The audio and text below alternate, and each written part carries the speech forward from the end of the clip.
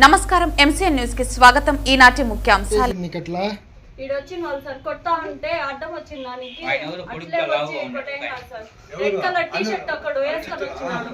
ఆ వాడు గడ్డ పారెట్టుకొని పైకి మీరు చూసినారు ఇంతకు ముందు ఎప్పుడన్నా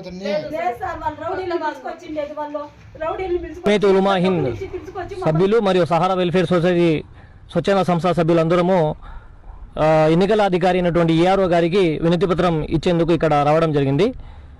ఎన్నికల అధికారికి మనం ఒకటే విజ్ఞప్తి చేయడం జరిగింది. 13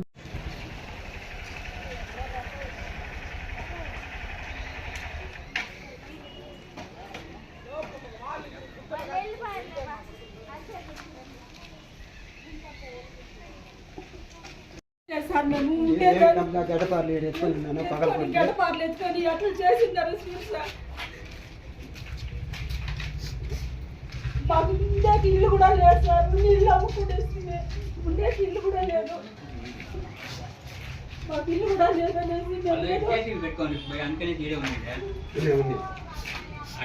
అంటే చేసి పింఛో పెట్టుకున్నారా? పోలీసులు చెప్పినారా? పెట్టుకున్నారా? ఇప్పుడు పోయినారు. 20 మంది దూరం కొట్టి అంతా అమ్మకం చేసి పెట్టినారు సార్. అన్ని కొత్త బండ్లు అంతా చిత్తూరు మాల్పల్లి వాళ్ళు అంతా గంజాయి పట్టులే.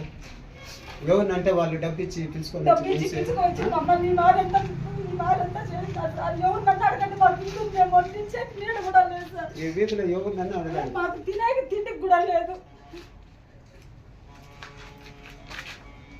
ఇల్లు పని చేసుకొని బతుకుతున్నాం సార్.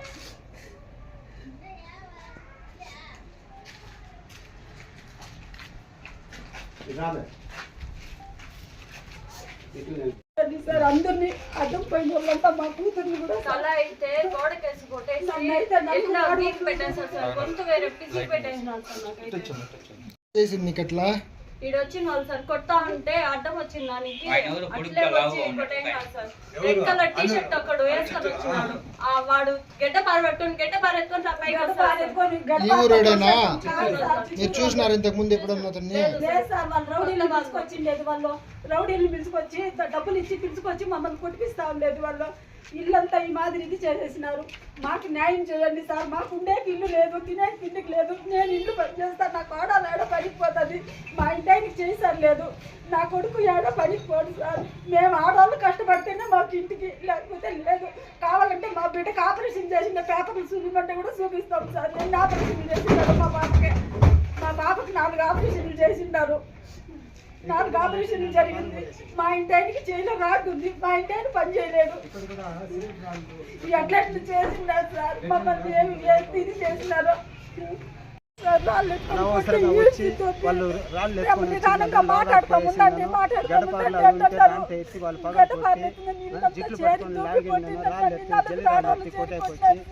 ఎవరు కొట్టినారు? చిత్తూరు ఇంకా వచ్చిన వాళ్ళు 4 కొట్టారు సార్. ఎందుకు అంటే బయట నుంచి పిలుచుకొచ్చింది. అంటే వాళ్ళ చిన్నమ్మ వాళ్ళ చిన్నమ్మ కూతుర్లు ఉన్నారు. మిగతా అంతా వాళ్ళు డబ్బు ఇచ్చి కొనుక్కొని వచ్చిన మనుషుల్ని మమ్మల్ని కొట్టించినారు సార్. ఎందువల్ల కొట్టినారు? మా ఇల్లు మాది సార్. మేము డబ్బు పెట్టి కొనుక్కుంటాం సార్. వాళ్ళు కోర్టుకు వేసినారు. సరే కోర్టులో ఉంది. మాకు ఉండేకి ఇల్లు లేదు. మాకుండేకి ఇల్లు లేదనేసి మేము రేట్లన్నా వేసుకొని ఉంటాము. మా ఇంటికి చేయికి దెబ్బ తగిలింది. నా కొడుకు బిడ్డకి ఆపరేషన్లు 6 లక్షలు 7 లక్షలు ఖర్చు పెట్టుకొని ఆపరేషన్ చేసుకొని వచ్చింది సార్. మాకు ఉండేకి ఇల్లు లేదని రేట్లు వేసుకొని 2 రోజులు దాంతోనే ఉంటాం అనుకుంటే మమ్మల్ని ఇట్లా బట్టి ఈడ్చి కొట్టి చేసినారు.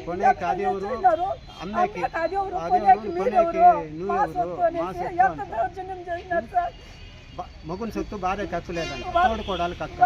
మొగుడు సొత్తు పెండాం కక్కలేదంటే వాళ్ళ పెండాం మాకు అన్నింది. మేము తీసుకున్నాం సార్. డబ్బు ఇచ్చి తీసుకొని అన్ని రికార్డు ఎంతకు తీసుకున్నాం? 2,55,000 ఇప్పుడు ఇచ్చినాం సార్. ఆయన బతికున్న శ్రీనివాసులు బతికుండగానే 2 లక్షలు ఇచ్చినాం సార్. ఆయన చచ్చిపోయినాక వాళ్ళ పెండానికి 2,55,000 ఇచ్చినాం సార్. డబ్బు ఇచ్చి రాసుకున్నాం. పేపర్లు కూడా ఉన్నాయి. ఎప్పుడు తీసుకోండి మీరు? ఎన్ని రోజులు తీసుకొని? ఇప్పుడు అయిపోయింది సార్. 6-7 ఏళ్ళు అయిపోయింది మేము తీసి కూడా. మనం చూడండి సార్. మేము డబ్బు ఇది లోకమ్మ పేపర్ సార్. ఇది బీకేటి ఆమె దగ్గర నుంచి మేము రాపిచ్చి కొంటుంది సార్. ఇది నాకు రాయించింది సార్ అమ్మ. ఇది సార్ నేను మేమేం అబద్ధం చెప్పలేదు. 2,55,000 పెట్టినాము. అంతకు ముందు వాళ్ళు కొనుక్కున్నప్పుడు 2 లక్షలు ఇస్తున్నది వద్దనేసినారు. మళ్ళీ 2,55,000 ఇచ్చినాం సార్. ఇప్పుడు నాకు సంబంధం లేదంటారు. మేము డబ్బు పెట్టి కొనుక్కొని బాడిగలు కట్టాలంటే మేము లేని వాళ్ళు సార్. రోడ్డు మీద చెప్పులు కుట్టుకునే వాళ్ళు. మేము ఎక్కడి నుంచి మేము కష్టపడి ఎక్కడ కట్టుకునేది. రోడ్డు మీద మేము చెప్పులు కుట్టుకునే వాళ్ళు సార్. వాళ్ళు ఈ ఒక్క పేపర్ పెట్టుకొని వాళ్ళ ఒక్క పేపర్ పెట్టుకుని మళ్ళీ మమ్మల్ని అంత ఇది చేస్తున్నారు. సొత్తు మాది అంటారు సార్. మాకు ఇచ్చినారు. మేము కొనుక్కొని ఆ యొక్క సంతకం కూడా ఉంది చూడండి సార్. లోకేశ్వరమ్మ మాకు అమ్మిన మాదిరి ఈ ఒక పేపర్ పెట్టుకోండి. మమ్మల్ని మాకు డబ్బు బాడిగలు కట్టాలంటే 5 నుంచి కట్టేది సార్. నెలకి 7,000 కడుతున్నాం. తినేక మాకు తిండికే లేదు. నెలకి 7,000 ఏడు కట్టేదంటే రేట్లు వేసుకుంటే మమ్మల్ని మాదిస్తే బాగా జాగాలో మేము వేసుకున్నామంటారు సార్. నలుగురు చేరి ఇప్పుడు దూరి 4 ఆడవాళ్ళు నా జుట్టు పెట్టి ఈడ్చి కిందికి వేసి దొబ్బి కొట్టినారు సార్.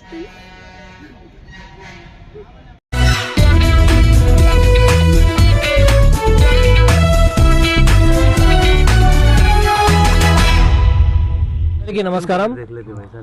ఈరోజు రాయచూటి పట్టణంలో ఉన్న జమేత్ ఉలమా హింద్ సభ్యులు మరియు సహారా వెల్ఫేర్ సొసైటీ స్వచ్ఛంద సంస్థ సభ్యులందరము ఎన్నికల అధికారి అయినటువంటి ఏఆర్ఓ గారికి వినతి పత్రం ఇచ్చేందుకు ఇక్కడ రావడం జరిగింది. ఎన్నికల అధికారికి మనము ఒకటే విజ్ఞప్తి చేయడం జరిగింది. 13వ తేదీ నుంచి ఏదైతే హీరింగ్ స్టార్ట్ అయిందో ఎస్ఏఆర్ నోటీసుల పైన, అక్కడ చాలామంది ప్రజలు వారి యొక్క పత్రాలు తీసుకొని హీరింగ్కి వారు పాల్గొన్నప్పుడు లేదండి ఎవరి పేరు మీద అయితే నోటీసు అయ్యిందో వారే స్వయంగా ఇక్కడ హాజరవ్వాలని వారు చెప్పడం జరిగింది. ఇక్కడ మీరు గమనించాల్సిన విషయం ఏదంటే ఎన్యూమరేషన్ ఫారం ఇచ్చేటప్పుడు కుటుంబ సభ్యులు ఎవరైనా కానీ ఆ ఫారం తీసుకొని నింపి ఇవ్వవచ్చు అనే ఒక నిబంధన అయితే ఉండింది. ఆ తర్వాత నోటీసు ప్రక్రియ జరిగేటప్పుడు కూడా కుటుంబ సభ్యులు ఎవరైనా సరే నోటీసు తీసుకొని సంతకం చేయొచ్చు అనేసి చెప్పారు. కానీ ఏదైతే హియరింగ్ అటెండ్ అవ్వాల్సిన అవసరం ఉన్నప్పుడు ఖచ్చితంగా నోటీసు జనరేట్ అయిన వ్యక్తే హాజరవ్వాలనే నిబంధన ఏ చట్టం ప్రకారం చెప్తున్నారో అర్థం కావడం లేదు. చాలామంది విద్యార్థులు అత్యున్నత విద్య కోసం వేరే రాష్ట్రాల్లో కానీ వేరే దేశాల్లో చదువుకుంటున్నారు. అలాగే రాయచూటి పట్టణంలో మన చుట్టుపక్కల ఎటువంటి పరిశ్రమలు లేనందున ఉపాధి కొరకు వేరే రాష్ట్రాలకు వెళ్ళి ఉపాధి పొందుతున్నారు. అలాగే వేరే దేశాల్లో కూడా పాల్గొంటున్నారు. అటువంటి నిబంధన ఏ ప్రకారంగా చెప్తున్నారో ప్రజలు చాలా ఇబ్బంది పడుతున్నారు.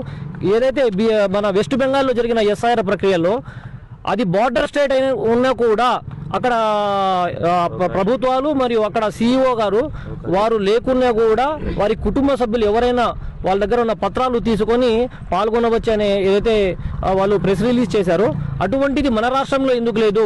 బార్డర్ స్టేట్లో ఉన్న వెలుసుబాటు మన రాష్ట్రంలో ఎందుకు లేదు? దీనికి ఎవరు సమాధానం చెప్తారు? పాలకులు చెప్తారా లేకుంటే మన అధికారులు చెప్తారా అనేది చాలామంది ప్రజలు ఎదురు చూస్తున్నారు.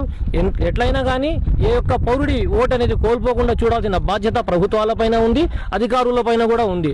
దయచేసి అధికారులు దీనికి సానుకూలంగా స్పందించి ఏ ఒక్క అర్హత కలిగిన ఓటు కూడా కోల్పోకుండా వారు నిర్ణయం తీసుకుంటారని మేము ఆశిస్తున్నాము. అలాగే మా యొక్క టీం సభ్యులు రేపు మన రాష్ట్ర సీఈఓ గారిని కూడా కలిసే ఏర్పాటు చేయడం జరిగింది. మా సొసైటీ తరఫున కూడా మేము రాత్రి సారికి మెయిల్ పెట్టడం జరిగింది. దీని గురించి ప్రభుత్వాలు మరియు అధికారులు సానుకూలంగా స్పందిస్తారని ఆశిస్తున్నాము. జై హింద్.